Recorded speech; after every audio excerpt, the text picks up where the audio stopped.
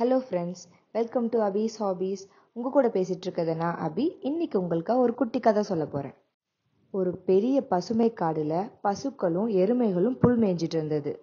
திடீர்னு வானம் கருத்து பலமான காத்தோட புயல் வந்தது. மாடுகள் எல்லாம் ரொம்ப பயந்து புயலை பார்த்து ஓட ஆரம்பிச்சது.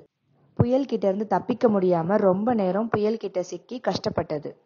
புயல் விட்டுடும்னு அது நினைச்சது. ஆனா எவ்வளவு ஓடினாலும் புயல் துரத்திட்டே தான் இருந்தது.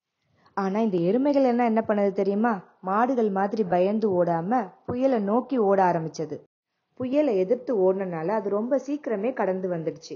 இந்த கதையில இருந்து நம்ம தெரிஞ்சுக்க வேண்டியது என்னன்னா, பிரச்சனைகளை பார்த்து பயந்து ஓட ஆரம்பிச்சோம்னா நம்ம ஓடிட்டே தான் இருக்கணும். ஏன்னா அது நம்ம துரத்திட்டே தான் இருக்கும்.